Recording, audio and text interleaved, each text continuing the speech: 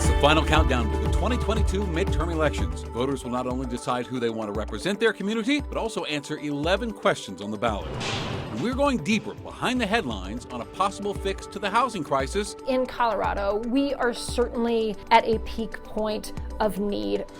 To making school meals free for all students permanently. We want to make sure that kids who need lunch have it. We also look at a proposition to save you money by lowering taxes. What we need to do is put more money back into the pockets of people. And the future of how and where you can buy your alcohol and even some psychedelic substances. We share the different perspectives and contexts to help you make an informed decision for November 8th. At the end of the day, all this is giving more information to voters. What they do with that information is up to them.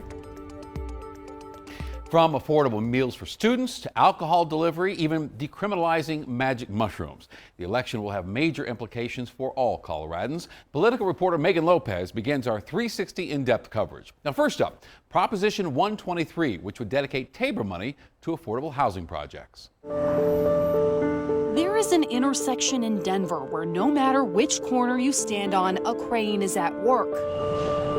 All around Colorado, from mountain communities like Winter Park to suburban areas like Parker, construction is underway. Despite all of this, we are not building enough housing to keep up with both our population growth or our job growth. Now a November ballot initiative wants to dedicate taxpayer money to focus on affordable housing. In this Denver7 Election 360, we'll hear from supporters of the idea, critics, and someone living in affordable housing. But first, here's a policy expert to explain how we got into this housing crisis in the first place. We are experiencing a real affordability crunch. Housing prices have significantly outpaced growth in income and wages. While the pandemic highlighted Colorado's housing challenges, Molly Fitzpatrick from Root Policy Research will be the first to tell you this problem is more than a decade in the making. In the economic recession, 2007 to 2010, we really stopped building. We built almost nothing kind of in those years. Between 1995 and 2005, Colorado added about 40,000 units a year. Now we're building about 27,000 per year, but the state's population is growing much more rapidly. Construction has picked up, but what we are building is at the higher end of the market. So we're also not meeting the needs of folks that are either trying to get entry-level kind of ownership housing, that kind of first-time buyer option, nor are we getting residential rental construction that really meets the needs of the incomes that people have. It's a unique opportunity for Colorado to be a national leader. Why proponents of Proposition 123 say now is the time to invest in affordable housing. We believe that safe, stable, and healthy communities are built upon the foundation of housing. Here's how it would work. The state would take 0.1% of your income taxes and dedicate it to affordable housing projects. That means you would see fewer Tabor refunds each year. So remember that check you got in the mail this year? It would be $43 less out of the $750 Tabor refund that they received. And $86 per taxpayer in 2024. The measure would bring in about $270 million next year alone.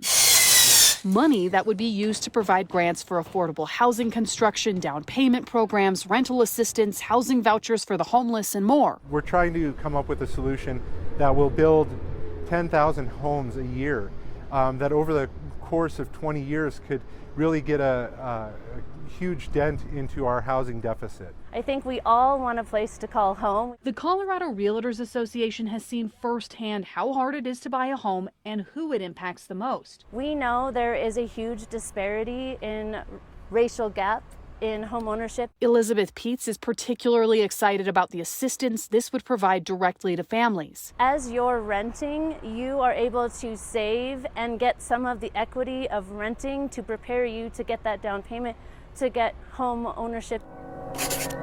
In a neighborhood near Elyria, Swansea. This is like the first time I have felt so settled, where it makes it easier to paint and, I don't know, like feel more security. Kiana Madison and Zach White's story is like a lot of Coloradans. There's times where we're deciding between, do we cut back on food? Do we cut back on healthcare costs in order just to afford rent? She's an artist. He runs a screen printing shop, and no matter how hard they work to save for a down payment, the home valuation has been increasing faster than it's possible to save towards.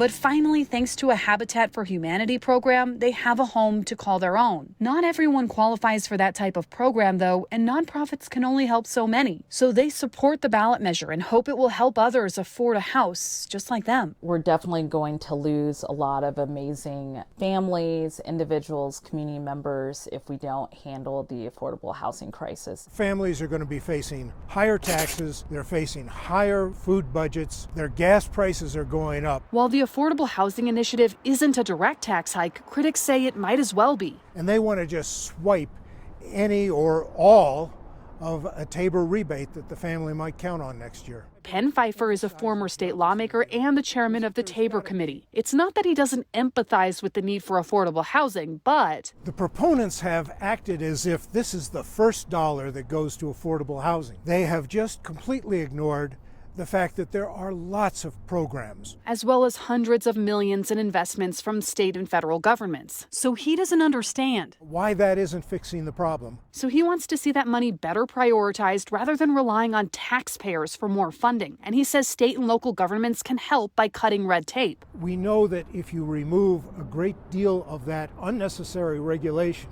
that you'll be able to get housing faster, less expensive. The affordable housing crunch is complex. It wasn't created in a day, and it won't be solved overnight. In November, voters will have a chance to decide how much of a priority it should be for the state and whether they're willing to put their money where their vote is. The COVID-19 pandemic showed us just how vulnerable families are to food insecurity. The city of Denver estimates that food insecurity surged from 11% to 33% during that time. The federal government provided some help by offering free school meals for students through a waiver program, but that program has ended. So now a November ballot measure would provide free school meals for all Colorado students permanently. Megan is breaking down the arguments for and against Proposition FF. In school cafeterias across Colorado, there's a controlled type of chaos. Okay, you're good to go. As one by one, little bellies come to fill up before little minds go to work in the classroom. During the pandemic, food insecurity was high for families, so the federal government offered programs to pay for free meals for students. But over the summer, that program ended. Now a ballot question is asking voters whether they want to make free school meals permanent. Proposition FF asks voters if they want the state to create a program to pay for free meals for all public school students starting next year. The program would be funded in two ways: increased federal funding through reimbursements and limiting the amount of charitable deductions those making $300,000 or more could write off on their taxes. Those write-offs would be capped at $12,000 for individuals and $16,000 for joint filers. The change is expected to bring in $100 million each year to pay for the meals. In this Denver7 Election 360, you'll hear from a student who relied on these meals, a cafeteria worker who says this will help employees, and a former teacher who thinks this is a bad idea. First, some context. A report by the Education Data Initiative found that 336,000 kids qualify for free and reduced meals in Colorado. Another 35,000 kids in the state are food insecure, but their families make too much to qualify for federal help. Their average lunch debt is $170 per child. As a whole, Colorado has $6 million in school lunch debt. When I was in middle school, my father unfortunately lost his job. Daniel Sharinsky knows what it's like to need a free meal. Sometimes those meals didn't exactly fill me up and weren't exactly nutritious. And sometimes I occasionally just wouldn't get lunch because of that embarrassment. Not eating made it harder for him to concentrate in class. He says this proposition will take away the shame for students. A lot of working class families right now have a lot of other expenses that they need to take care of. On the other side of that buffet line, I see a lot of kids come to school and rely on our food to eat. Xander Kashup, the kitchen manager at Swanson Elementary. He's seen student after student come in who can't afford the food. It's heartbreaking. If I ever have to turn a kid away because they can't afford to eat, I take that home with me.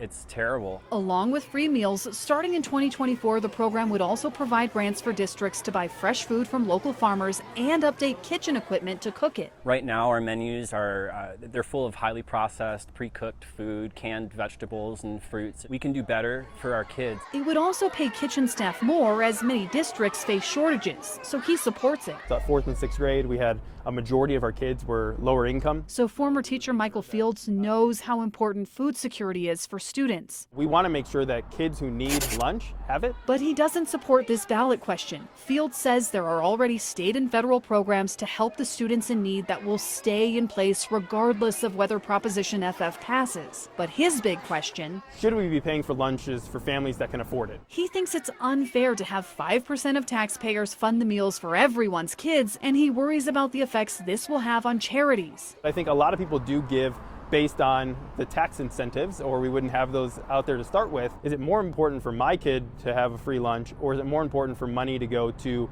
maybe a organization that's helping homeless people or people on drugs or other kinds of charities? He supports moving to healthier meals. He just doesn't think this is the way to do it. In school cafeterias across Colorado, lunchtime is the best time, a chance to make friends and make memories. But for some students, it's a source of stress. Proposition FF would make it so that students don't have to worry about being able to afford meals. But voters will decide whether this idea is the right one for the state.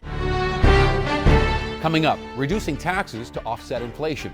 How the proposal to make your hard-earned dollars go further could cost Colorado more money in the long run.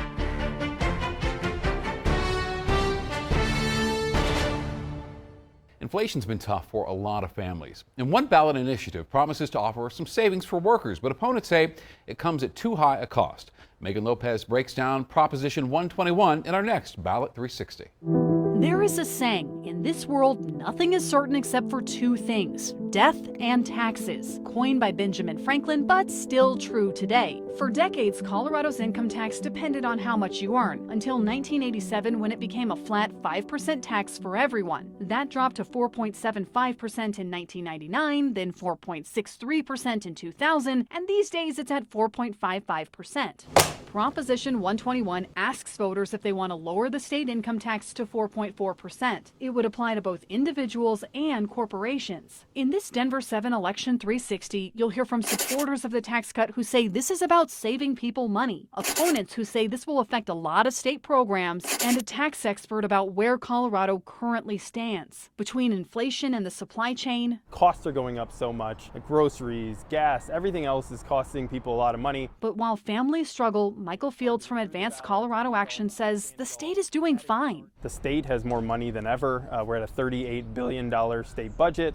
We have enough to take care of government. What we need to do is put more money back into the pockets of people. It's true that the state's budget is bigger than ever. A strong economy, robust tax revenue, and a massive influx of federal funding has resulted in a $36.4 billion budget this year. With that, state lawmakers increased school spending, put money in the rainy day fund, and allocated more for construction and air quality projects, among other priorities. The ballot measure means the state would collect $412.6 million less next year alone, a 2.4% drop in the general fund revenue. Most people would see about $63 in savings per year. Still, for families just trying to pay for the everyday, $60 is a lot, when groceries are up, when inflation is 8.2%. And Fields says this could make Colorado more attractive for businesses, which would, in turn, bring in more tax revenue. We can afford it, and it helps our state be more competitive. Colorado has one of the lowest income taxes in the country. Scott Wasserman from the Bell Policy Center points out voters just decided to cut taxes 2 years ago. Whenever that happens, some people save more. People who are very wealthy stand to gain thousands of dollars from this income tax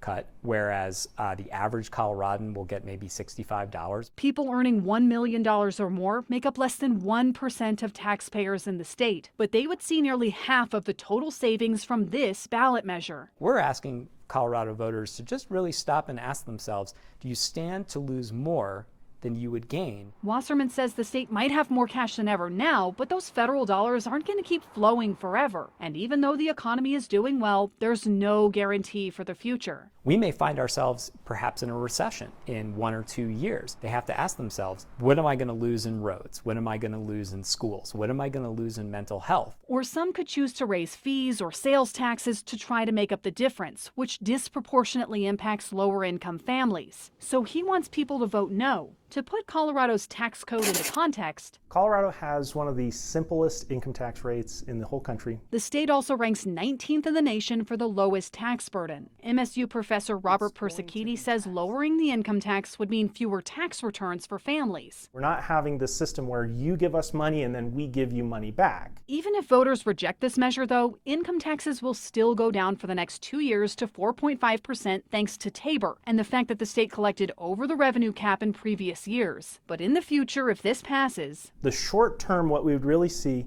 is an end to those Tabor rebates. Colorado's income taxes are simple because they're the same for everyone. People on both sides have called for them to go away forever. If we can move away from taxing income. I would also love to take Colorado to a zero income tax state. Others want to rework Colorado's tax code to make it more progressive so that the rich pay more. For now, it's up to voters to decide if it's time to reduce the income tax in the state once again.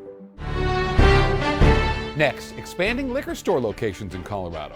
Millions pouring in from out of state to promote Prop 124, and that has smaller shops feeling like they're losing this battle. There are 3 questions on the November ballot that deal with liquor. Now, 2 are getting a lot of attention, dealing with alcohol delivery and selling wine in grocery stores, and we'll get to those in just a bit. But the 3rd is getting a lot of outside money. Meghan takes a closer look at Prop 124 in this ballot breakdown.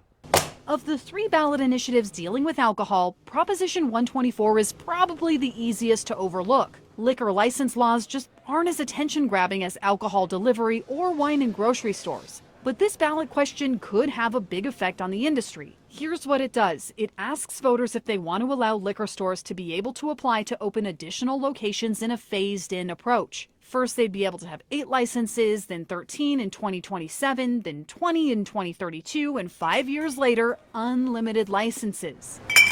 This measure has the business community split. David Ross I am an owner, operator of Big Fella Wine and Liquor out in Bennett, Colorado. is on the pro side. He opened his first store about 4 years ago and says it's been so successful he's ready for more. I'd love to have a Big Fella 2 or a Little Fella. I haven't thought about how I'd name them yet. Currently, Colorado law says these retail stores can only have up to 3 locations, though there are some exceptions for liquor licensed drugstores like Costco. But David is stuck at one store because he got his license more recently. If you own a store after January 1st of 2017, I am just stuck at one for like forever. And he says if other stores can have multiple locations, that's unfair. So for him, it's about leveling the playing field. I like to tell people every day, it's like playing a game of baseball. They currently have a wooden bat. I have a wiffle ball bat. This is basically a 3-generation business now. Other small business owners like Carolyn Joy are not nearly as excited about Proposition 124's prospects. This is really frustrating for me, especially because as a child, I remember my father having this same battle.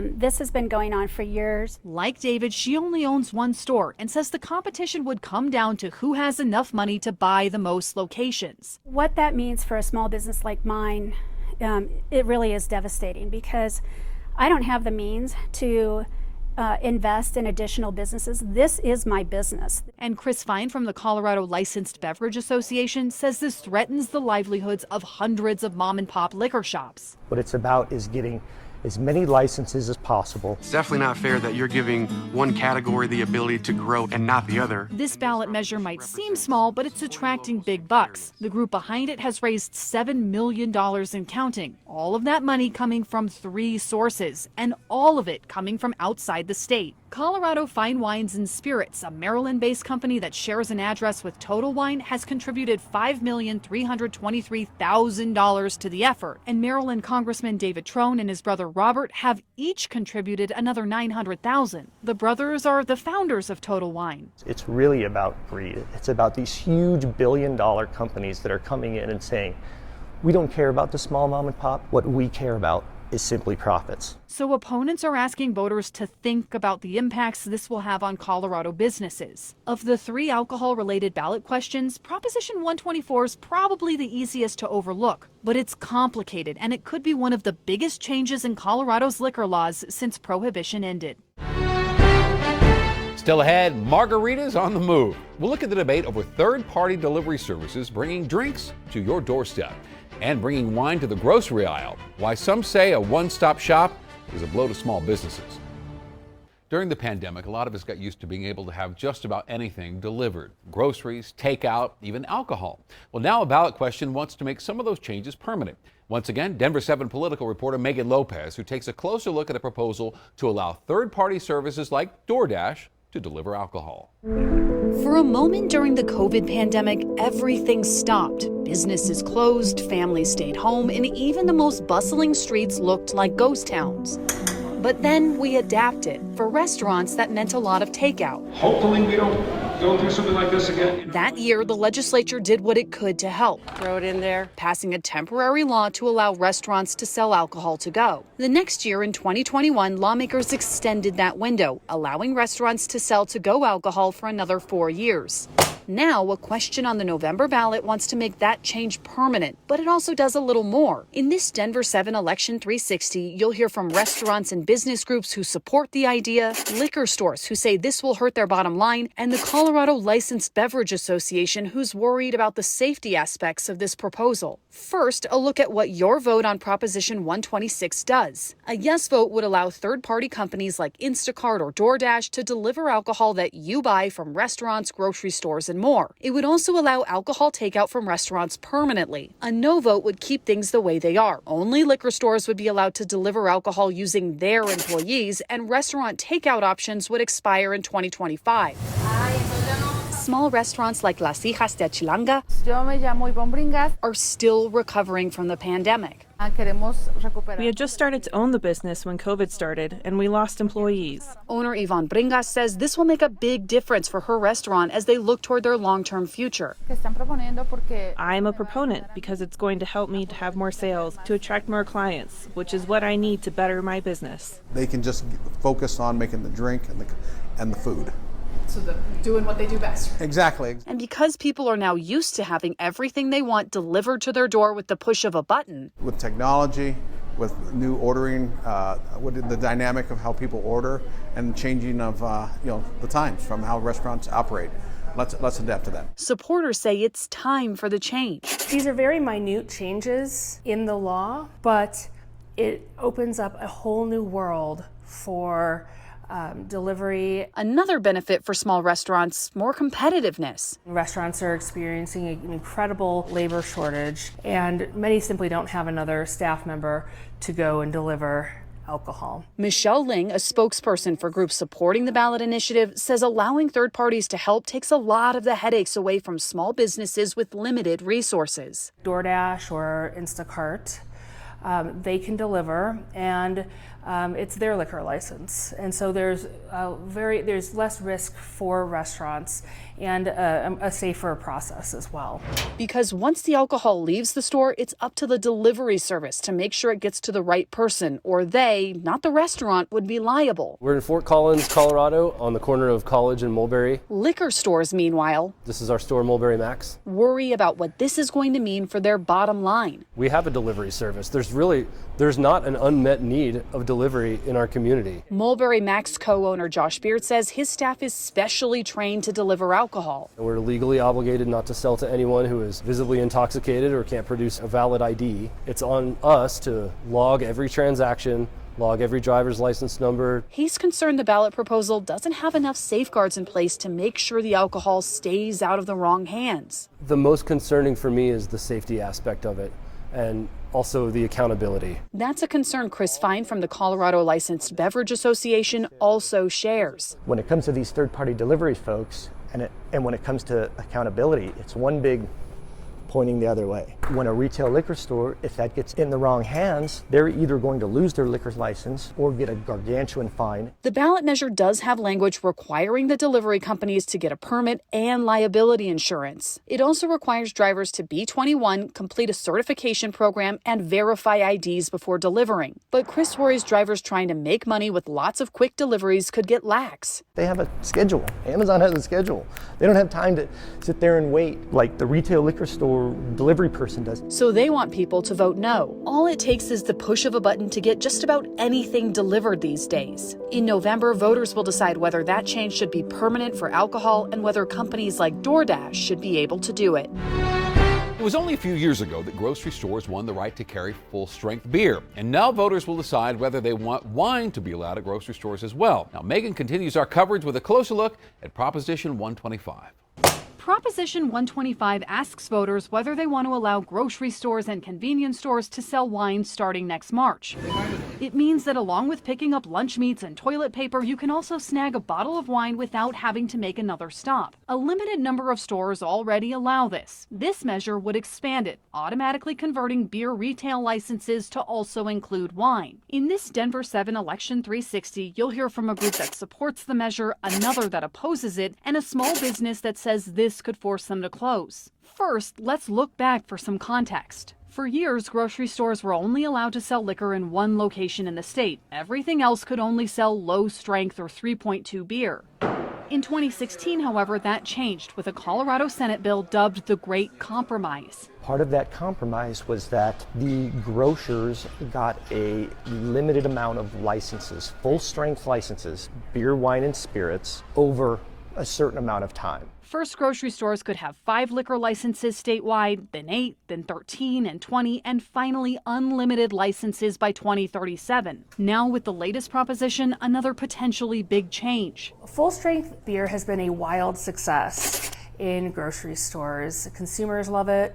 Grocery stores love it. And supporters of Proposition 125 want to replicate that success with wine too. 125 will allow consumers a great deal of convenience. They'll allow consumers to pick up a bottle of wine when they go to the grocery store to pick up dinner. Michelle Ling represents groups behind the ballot measure. She says 37 states are already doing this, and wine was always supposed to be part of that great compromise. At the 11th hour, it was taken out.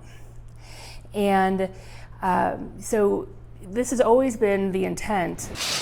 She also doesn't buy the concerns that this will hurt liquor store business. It was the same argument made in 2016 over selling beer. And that has just not been the case. So in fact, we have 10 more liquor stores today. In the end, she says this measure is about one thing: convenience. We're standing in Joy Wine and Spirits on 6th and Marion in Denver, Colorado. My dad owned this store since 1963. At small liquor stores across the state, we're gonna maybe show you something that you might not know about. Buying a bottle of wine is as much about the experience as the taste. What we're gonna offer you is a very personal experience. You're gonna come out feeling confident in your purchase. Owner Carolyn Joy worries that offering wine in grocery stores will result in less variety. And there's one buyer. So that one buyer is going to be buying for multiple stores, and you're going to see the same things. When beer was allowed in grocery stores, Joy says sales dropped dramatically, but they were able to adapt by selling more craft options. For wine, though, it's a different story, so she's worried. For my business, this would be very devastating. There's about 1,600 independent mom and pop liquor stores throughout the state, and about half are owned by women, and about 2/3 are owned by folks who have English as a second language. Chris Spine from the Colorado Licensed Beverage Association worries as many as 800 of those small liquor stores could go out of business if this becomes law. He says the Great Compromise was just that, a compromise meant to last 20 years. So if grocery stores are willing to go back on that deal and try to work wine in now, it's just a matter of time before they're going to want spirits. This is, again, just about greed. It's not really about consumer convenience. Big money is being spent on this ballot measure. Instacart, Whole Foods, Target, Safeway, and Kroger have all kicked in millions on this campaign. For retailers, it comes down to convenience, but liquor stores say that comes with a cost. In November, it will be up to voters to decide which of those principles matters more. You get what you pay for, whether you know it or not. The push for more transparency around Colorado's tax policies is next.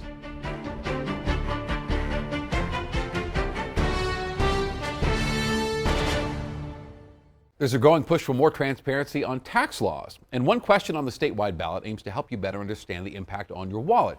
Meghan Lopez gives us a closer look at Prop GG. Every year, every election, voters are asked a question, yes or no. Some ask about schools or housing or taxes. All of them impact our lives. In November, voters will be asked 11 more, including one that could change the information that appears on our ballots. Proposition GG asks voters if they want a tax information table to be included on their ballot. Anytime a proposed income tax change comes up, that table would show the measure's effects on different wage brackets. It would break down into 8 categories, ranging from those who make less than $25,000 to those who make over $5 million. This question made it on the November ballot this year after state lawmakers passed a bill to add the language. In Colorado, voters have more responsibility than they have in any other state in the country because they make direct choices about tax policy. Democratic State Representative Chris Kennedy says because of Colorado laws, ballot language is confusing. All the ballot questions are just kind of a long paragraph that's in legalese. So it can be hard for voters to understand an income tax measure's direct impact on them. Kennedy believes if people see this information on their ballot, they might think twice on how they vote. Some voters might say, oh gosh, this is only going to save my family $20 a year, but these millionaires over here, they're going to get a $500 tax break. So for him, this is about transparency. At the end of the day, all this is giving more information to voters. What they do with that information is up to them. Opponents, on the other hand, I just don't think it's a good idea to make the ballot language more complex and longer. Say this would only add to the confusion. Michael Fields from Advanced Colorado Action says this information is already available to voters. That's what the Blue Book is for. They send out the Blue Book to put in information about how it impacts people. Case in point, this year's Proposition 121 to lower the income tax. On page 24 of the Blue Book is a similar chart voters would see on their ballots if GG were to pass, so Fields says this is unnecessary. He also thinks it could add bias to the ballots to try to influence votes. Does the next legislator come in and say, well, this information is really important about our argument, and so we want to put that in the ballot language too? At the Denver election headquarters, things are getting busy around here. Officials are bracing for November's big ballot return. Between all the candidate races, the statewide questions, and some local issues, this year's ballot is long. It's 3 cards. Each card is double-sided. That's more than 1 million pieces of paper to process for the election. It's a lot of paper, and paper, as you know, has gotten much more expensive. Denver also had a 3-page ballot in 2020, and because both lawmakers and average citizens can petition to add a question, voters could continue to face a lot of measures in the future. Adding a chart would mean an even longer ballot, which will have a paper cost associated with it. For some, Proposition GG is about transparency. For others, it's a move to manipulate votes. Supported or not, this measure has the potential to change the look of our ballots for years to come. It could be the biggest change to Colorado's drug laws since legalizing marijuana. We explain Prop 122, aiming to decriminalize magic mushrooms. Stay with us.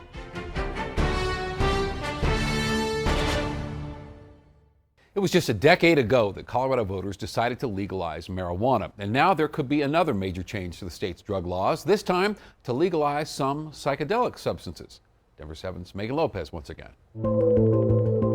It's hard to believe that it's been a decade since Colorado voters passed a ballot measure to legalize marijuana, the first major change to the state's drug law in years. In the blink of an eye, dispensaries bloomed all over the state.